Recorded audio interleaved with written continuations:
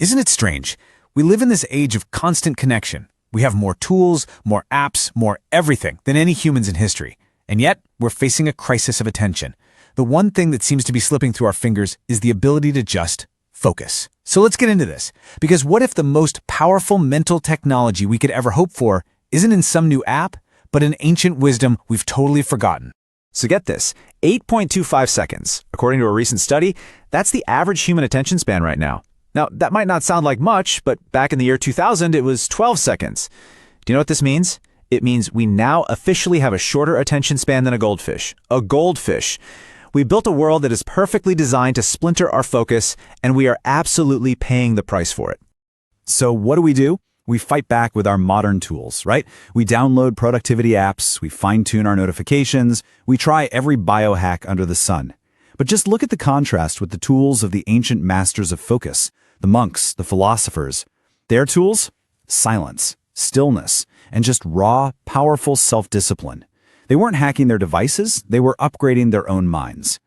And that really brings us to the big question here, doesn't it? How on earth did they do it? With no fMRI machines, no modern science, how did ancient monks develop these incredibly sophisticated mental technologies? How did they turn the human mind into a fortress of concentration? Well, we're going to decode 3 of these ancient protocols. First up, let's talk about the undisputed masters of physical and mental grit, the Shaolin monks. You know, when we think of them, we picture these incredible feats of strength. But here's the secret. That's not the goal. It's just the side effect. It's the byproduct of an intense mental training that completely rewires how the brain interprets pain and discomfort. The whole system is built on a Greek concept called ascesis. Now, this isn't about self-punishment, not at all. It literally just means practice, training, or exercise. Think of it as a system designed to strengthen your will, to master your impulses through deliberate, structured self-discipline. It's basically a workout for your willpower. And you know this voice, right? Anyone who's ever held a plank for a second too long or tried to push through that last rep at the gym knows exactly what I'm talking about. That screaming voice in your head that yells, "Stop, I can't do this." The Shaolin gave that voice a name. They call it the monkey mind. And that is the enemy. It's that panicked, reactive part of your brain that just wants comfort. And the entire goal of their training is to learn how to tame it. So how can you use this? Try the 10-second rule. Seriously, try this.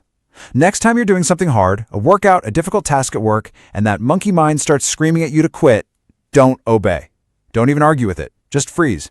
Acknowledge the urge and then push for just 10 more seconds. That's it.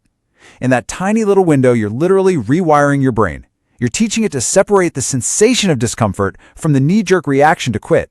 You're turning pain from a command into just information. Okay, so taming the body is one thing.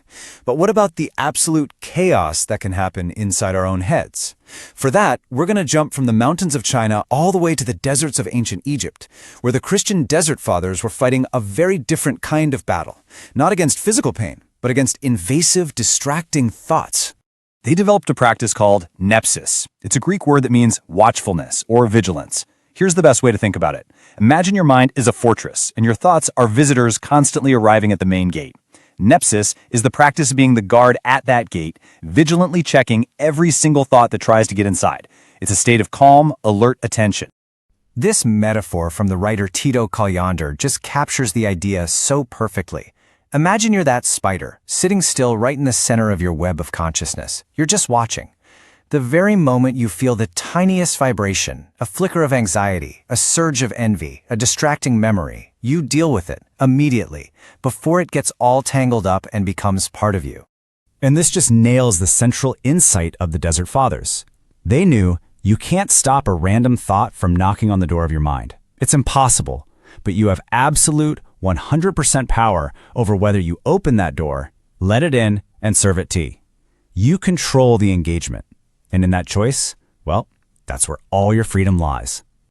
All right, for our third and final piece of lost technology, we're heading over to ancient Greece and Rome to talk about the Stoics. They developed an absolutely killer mental tool, not just for focus, but for forging the kind of mental resilience and clarity that lets you navigate a totally chaotic world. The ultimate goal for a Stoic was to achieve something called autarkia. The word means self-sufficiency. But we're not talking about, material stuff. We're talking about achieving such complete mastery over your inner world that no matter what chaos is happening on the outside, you remain unshaken. It's about building an unbreachable fortress inside your own mind. And who could say it better than the Roman Emperor Marcus Aurelius himself? This one idea is the absolute cornerstone of Stoicism. Your power isn't in trying to bend the world to your will. It's in mastering your mind's response to the world. Once you truly realize that, you find a strength you never knew you had. So how did they practice this? With an amazing visualization called the view from above. In fact, you can try it with me right now. Just bring to mind something that's stressing you out. A deadline, an argument, a worry. Feel how it just consumes all of your attention, right? Okay, now in your mind's eye, just start to zoom out. See yourself in your room with this problem.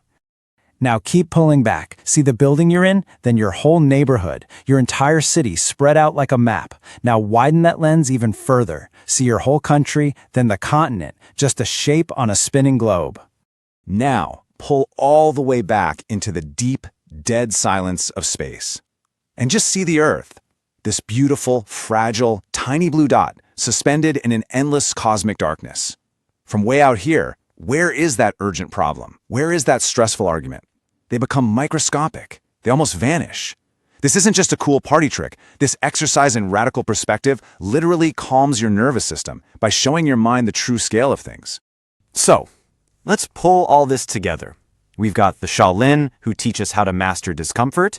We've got the Desert Fathers, who teach us to guard the gates of our mind. And we've got the Stoics, who teach us to recalibrate our entire perspective on command.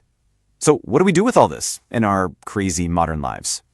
Well, here's the most important takeaway of all. You don't need to move to a monastery, you don't need to shave your head. The real power of these monk mode techniques isn't about changing your lifestyle, it's about changing your internal software.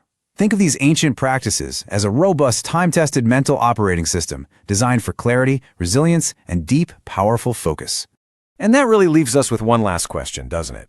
As we all keep searching for the next app, the next gadget, the next life hack to optimize ourselves, it's worth asking what other powerful, effective, and profoundly human technologies are just hiding in plain sight, waiting in the wisdom of the past for us to rediscover them.